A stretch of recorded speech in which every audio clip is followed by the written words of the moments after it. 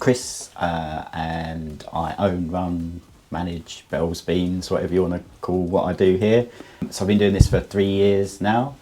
Kind of got into coffee just through engineering geekiness, really. So my background is engineering, and I just love all the variables that involve with coffee, experimenting with those and understanding them. I love coffee, I love drinking coffee, but actually the science behind the coffee is where I kind of really enjoy being, yeah. It's quite surface deep.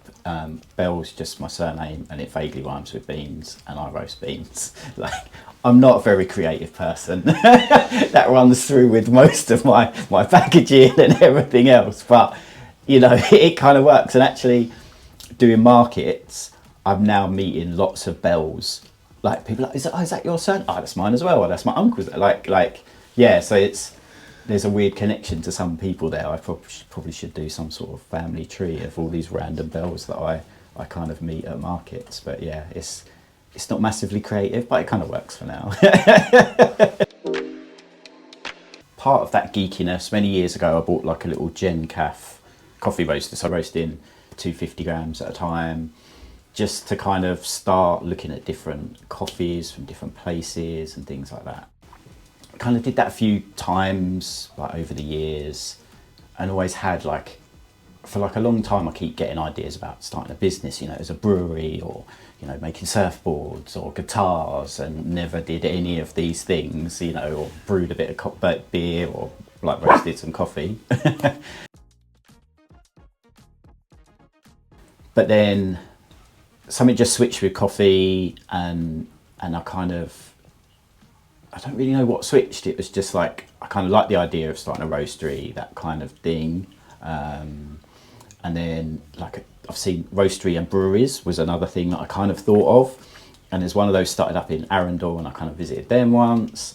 And then where I was working, I kind of left that job. I'd been in it for sort of 12 years, had a bit of burnout, managed to have a bit of money with me, kind of debated starting out then. Didn't, just took a year out of work, then got another job, pandemic happened, still carried on with that job, and then chatted to a friend of mine that I used to work with and hadn't spoke to for years, like coming up to Christmas, just kind of messaging going, I've got this ridiculous idea, I want to start a coffee roastery. He's a landlord of a pub not too far from here. I was like, is there any room in your pub that we can do this? And like within minutes he'd like message me back going, this is a wicked idea, yes, let's find somewhere. So we started going down that route. I bought a roaster, but then the brewery kind of kiboshed it last minute, saying they didn't want to kind of co-let areas. You know, the pub's on a canal, it would have been a great kind of little location. But then that's where I kind of had to swap into this, so I had to build a massive shed, clear out the garage. Yeah, this turns up on a giant truck, kind of drag it in here, and then kind of 6 months of trying to get flues in and gas in, and kind of had to upgrade the gas meter. Like, I went straight in with a 10 kilo roaster, just because I'd read so many stories of people with starting on little 1 kilo machines, and then they're sold out, like they're kind of just a slave to it, and then a 5 kilo machine, and then it's just a slave to it. So I decided to go 10 kilo machine. You know, the price difference between a 5 and a 10, it was sort of like 20%, you know, but I knew it would future-proof me.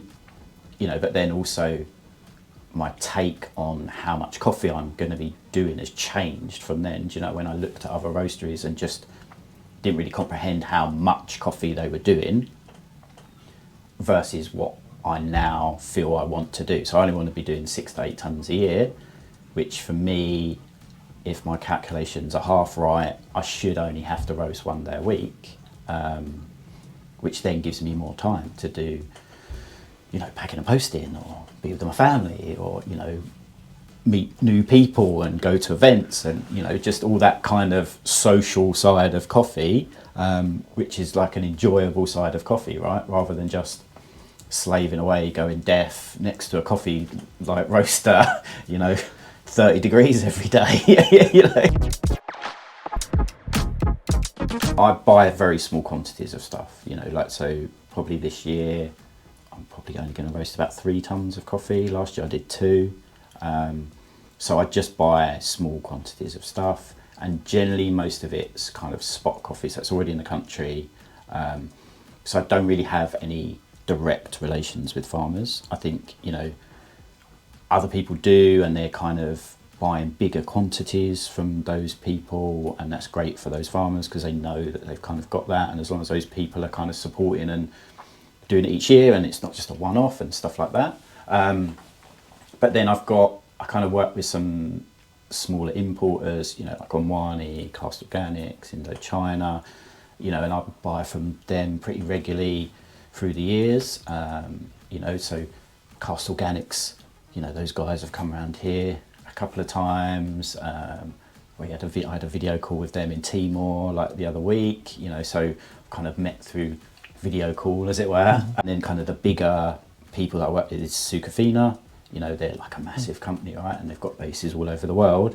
But then, you know, I've met producers and farmers through them because they're overdoing events with them and stuff like that. So yeah, it swings and roundabouts. You know, I love working with those smaller companies, but the bigger companies give you different opportunities to meet different people. So yeah, and again, it's just about finding sometimes the smaller kind of people that are kind of doing that stuff, and then sometimes the bigger people, you know, and they've both got their places in the coffee world for sure. Yeah. I don't cup as much as I should, well, as I'd want to really. Like, it's just finding the time, but also I always cup on my own, and that's really boring, right? Because who am I comparing?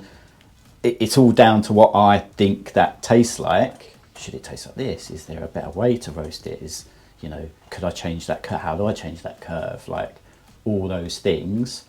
So I roast new coffees, and I roast if I've changed a roast profile, I then cup it against each other. But then even that's tricky because I'll only generally roast a batch of a coffee, 1 batch a week. So when I'm cupping, I'm actually comparing about a week older coffee, which will have opened up a bit. So they're not a direct comparison, you know, and I could do 2 batches of the same coffee completely differently, but then I've got a load of coffee sitting on a shelf that I've got to sell at some point. So, and I hate wasting coffee. Yeah, I mean, we drink every single shot. Yeah, exactly that. And I can't drink that much coffee. Kind of, it feels like sometimes coffee has turned into a bit of a throwaway commodity. All that work that's gone just to get a cup of coffee, even like instant coffee. Do you know what I mean? Like, someone's grown it, picked it, packaged it, shipped it, roasted it, you made it into instant coffee. Like, every coffee's gone through a massive process, right? But we just kind of go, oh, that's a bit cold, throw it down the sink. Like, but would you do that with a glass of like an expensive glass of red wine, or like any sort of wine? Do you know what I mean? Or a whiskey? You wouldn't, right? Me and John have chatted online and stuff, met at a few kind of coffee festivals every now and then, and he had an interest in roasting, so I just was like, well, there's still loads of stuff I want to do with roasting, and I've never had that time, and I don't want to waste coffee, right?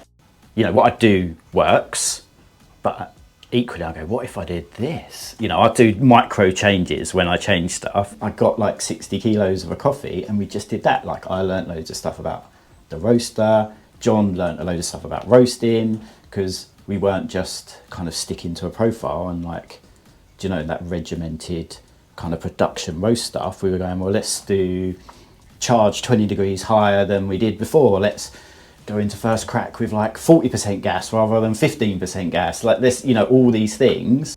Me and John, I don't think we've ever cupped together, because he did that, took his coffee away, I had it here. Do you know what I mean? So I think we did cup maybe coffee straight out of the roaster, and you could taste they were different, but they were super fresh. And what, you know, at markets, so I'd take samples to market, so it's not exactly cupping.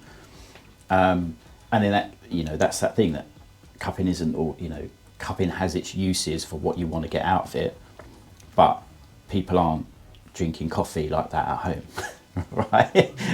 And everyone's looking for a different thing out of cupping. You know, I'm looking for coffees that maybe I enjoy or I think are going to fit with, you know, my audience. And is it roasted right in terms of, is it underdeveloped, overdeveloped? Like, have I got what I kind of want to get from that coffee. Whereas, you know, Q graders will be cupping for a very different reason. You know, shops are going to be cupping for a very different reason. Even if they are cupping, they might just be making espresso or filter out of it and stuff like that. So then at markets, when I'm doing samples, I just batch brew 3 different coffees, and then you get instant feedback there and then, right? And I meet, you know, I don't know, 100 people a week, maybe more, just at markets where, you know, they're just tasting 3 different coffees and they either like it, they don't like it, you know, and you just get that. But then obviously I'm going, well, if I brewed it right, like, you know, there's all that other element as well. Is it roasted right, or is it brewed right, or is it like... I'm getting more and more customers that are like, what's new? They're not like, oh, I want that coffee that I had last month. They're like, what's new this month? Like, what have you got new? What's funky? I love that coffee. What else have you got that's similar to that coffee? Rather than kind of pigeonholing, you know, and that's the kind of customers that I want, that want to experiment with their coffee, that don't just want a kind of standard coffee to kind of, yeah, so... I think that's why we're building Coffee Nerdery. It's exactly to discover these random coffees and new, and yeah, I love that.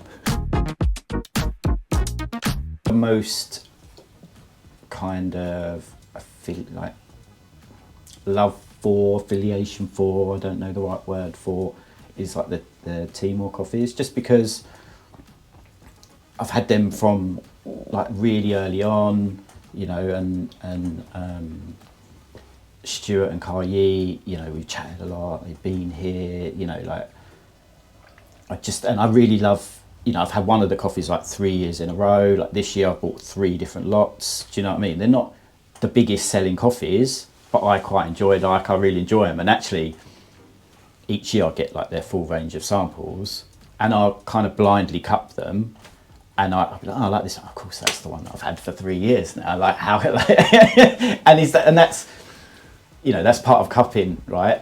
You know, probably as a Q grader, you've got that way of being non-biased, where probably I'm tasting it going, well, this is familiar. I like this because it's familiar, although I'm not saying that to myself. But yeah, so I think that's the one that I kind of enjoy the most.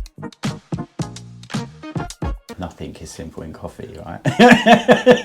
You get to meet a lot of new people, right? And a lot of people that are potentially equally as passionate as you, more passionate than you, less crazy than you, more crazy than you, you know, and you get to have those conversations. And there's a lot of people that are open and want to help people.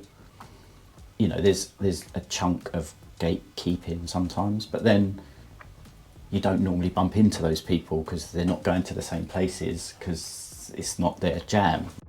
You know, I've got that home life where I just walk through the door, my little boy's around all the time, my little boy's in and out, you know.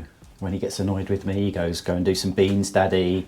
Like, haven't you got a market to go to? Yeah, so yeah, that kind of work-life balance is like way better, yeah. But actually, you know, doing it from here means my overheads are really low. You know, there's loads of advantages to doing it from here. And, you know, and I've gone from, you know, working kind of high engineering jobs, so I was paid really well and, you know, could spend money how I wanted, but would be at work 24/7. If, like, even if I wasn't there, I was on the phone, and, you know, very high pressure jobs and stuff like that. And actually, yeah, I have got nowhere near as much money as I did then, but I don't need it as much. You don't have to be as kind of material in that kind of sense, which I kind of enjoy sometimes, most of the time. There's still, the bad point is imposter syndrome. I've still got it. As much as people say, I really like your coffee, still imposter syndrome. Still, could I be doing stuff differently? Still, can I be doing stuff better? But then sometimes that's why having conversations with people, you know, changes that sometimes.